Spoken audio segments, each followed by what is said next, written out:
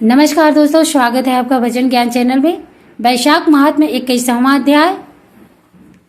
श्रुति कृति कहने लगे, हे मुनीश्वर, वैशाख धर्म के महात्म्य सुनते सुनते मेरी तृप्ति नहीं होती, क्योंकि भगवान विष्णु की कथा सुनकर किसके कान तृप्त होते हैं। आज मेरे पूर्व जन्म के पुण्य उदय हो गए हैं, जो आप आतिथ्य उपदेश से मेरे घर पधारे। आपके मुख से निकले अमृत रूपी वचनों को पान कर मैं किर्त किर्त हो गया हूँ। मुझे अब मोक्षाद की भी इच्छा नहीं है।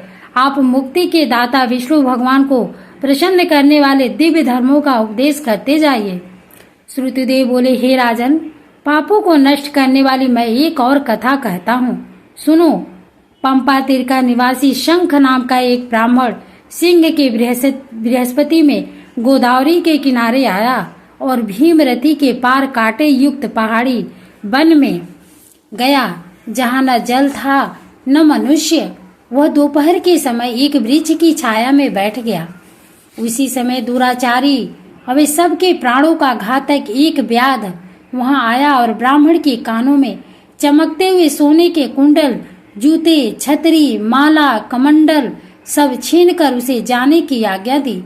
तब वह उस दुष्ट से छुटकारा पाकर धूप से जलते हुए उस कांटेदार वन में नंगे पैरों भूखा प्यासा हाय हाय करता हुआ कहीं ठहरता कहीं चलता चला जा रहा था कि उसके दयायुक्त हाय हाय शब्द को सुनकर वह व्याध, जो कठोर हृदय पापी अवे धर्म विमुख था, उसके हृदय में दया उत्पन्न हुई और उसने अपने पुराने जूते उस विप्र को दे दिए।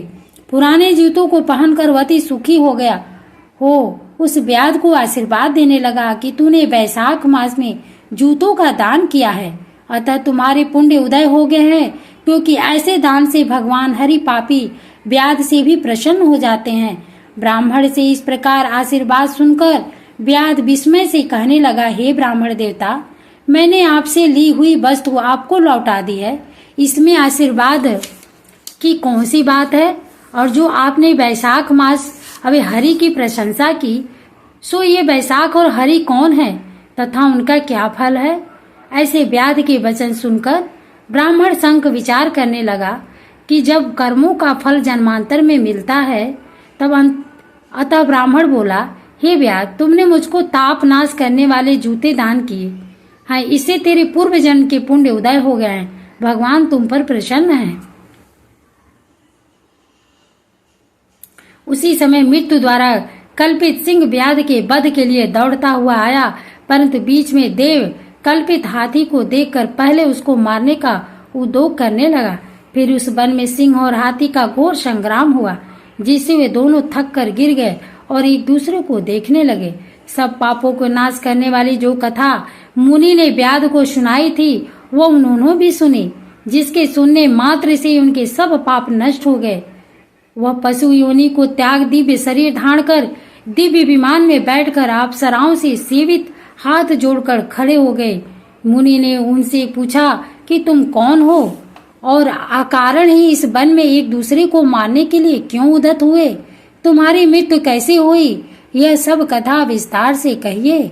मुनि के ऐसे वचन सुनकर वह कहने लगे, हे मुनिवर, हम दोनों मतंग ऋषि के पुत्र दंतिल और कोलाहल नाम के थे, जो साप दोष से हमारे ये नाम हुए। उस समय हमारे पिता ने हमसे यह कहा, हे पुत्रों, तुम भगवान मधुसूदन के प्रिय मास वैशाख का सेवन करो, जिससे संसार के बंधनों से छूट जाओ। इस प्रकार उन्होंने अनेकों प्रकार के वाक्यों से समझाया, परंतु हमारी दुर्बुद्धि में कुछ समझ नहीं आया। पिता के वचन सुन मुझ दलित को अति क्रोध आया और कोलाहल मंदोन्मत्त हो गया। तब धर्म की लालसा करने वाले हमारे पिता ने क्रोधित होकर श्राप दिया, रे दंतिल, इस क्रोध के कारण तुझे सिंह और मंदोमत होने के कारण कोलाहल को हाथी की योनि मिलेगी।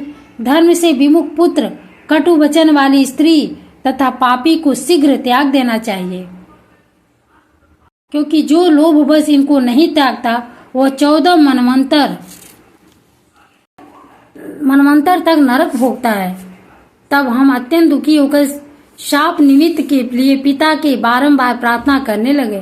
तब उन्होंने कहा कि तुम दोनों जब पसी योनि में एक दूसरे को मारने के लिए उद्यत होंगे, उस समय व्याध और शंख का वैशाख धर्म विषयक संवाद तुम्हारे कानों में पड़ेगा, उसी समय तुम्हारी मुक्ति हो जाएगी।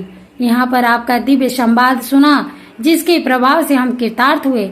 इसके पश्चात वे दोनों मुनि को नमस्कार कर आज्ञा से अपने पिता के पास चले गए और व्याध भी यह कथा सुनकर अपने शस्त्र आदि फेंक पुण्यात्मा मुनि से कहने लगा। कथा अगले वीडियो में अवश्य सुनिएगा। दूसरों को भी शेयर करिए। वीडियो अच्छी लगे तो लाइक करिए। धन्यवाद।